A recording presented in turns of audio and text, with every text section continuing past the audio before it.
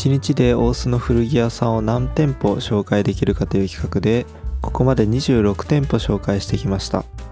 今回は大須の北西エリアを紹介していこうと思います。ここら辺は大須のメイン通りからは少し離れちゃうんですけど、次に紹介するのはリズムワープという古着屋さんです。こちらの古着屋さんはレディースの古着屋さんで、個性的な柄や色物のアイテムがあります。古着好き女子はぜひ行ってみてください。続いてジアワーさんを紹介します。ジアワーさんはおしゃれで今着てかっこいい古着があるお店で、古着だけではなく新品のデザイナーズブランドもセレクトしています。古着とデザイナーズをミックスして個性的なファッションをしたい方には特におすすめです。こちらはメンズレディース両方の取り扱いがあります。続いてザ・ポエムさんを紹介します。こちらはアメリカやヨーロッパから現地で買い付けた古着をメインに取り扱っているセレクトショップです。珍しいアイテムが良心的な価格で売られています。ボロ系のアイテムもあるので好きな人はぜひ行ってみてください。次は青い看板が目印のオーバーシーさんに向かっています。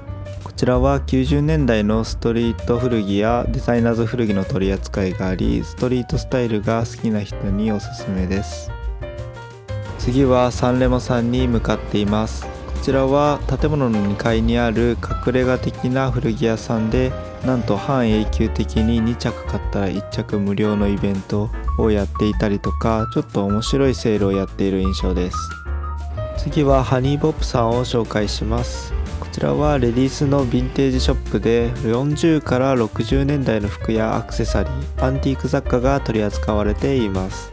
女性の方はぜひ行ってみてください。次にヤケティヤックさんを紹介します。こちらは30から50年代のヴィンテージをメインに取り扱っている古着屋さんです。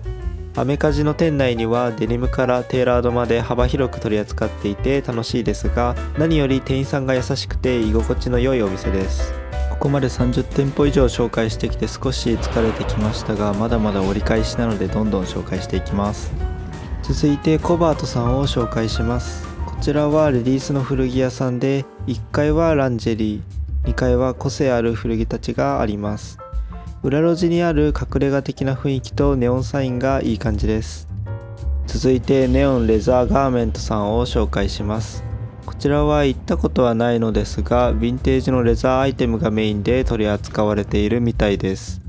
いわゆるライダースだけではなく B2 などのフライトジャケットもあるそうです。次にイエローヴィンテージストアさんを紹介します。こちらはアメカジの雰囲気が感じられる奇抜な服が多い古着屋さんです。このお店のインスタグラムでアイテムの写真を投稿しているのですが、そのスタイリングがめちゃくちゃかっこいいのでぜひ見てほしいです。次は同じビルに3店舗古着屋さんが入っているのでそちらを紹介します。1つ目はイースさんです。イースさんはアメリカの西海岸を感じるお店で、メンズのアメカジ古着やそれに合った新品のアイテムが取り扱われています。2つ目は4階にあるイエス&コーさんで、カジュアル系のメンズ古着を取り扱っているお店です。こちらは若いお客さんが多い印象です。続いて3つ目は2階にあるロッキンホースさんを紹介します。こちらは名前の通りバンティなどロックカルチャーを感じる古着や小物がたくさんあります。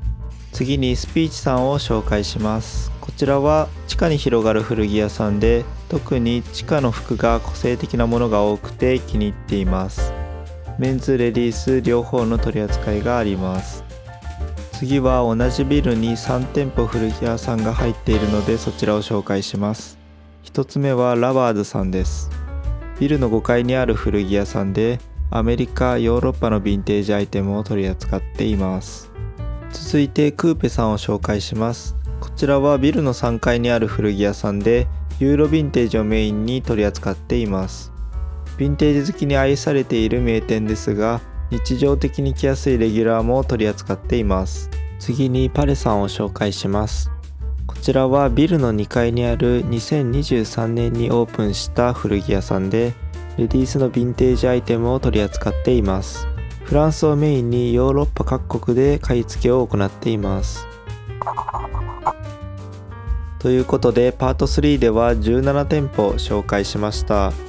北西エリアは大須のメイン通りから少し離れているので、あまり行ったことがない人もいるかもしれませんが、魅力的な古着屋さんがたくさんあるので、この動画で気になったお店にぜひ行ってみてください。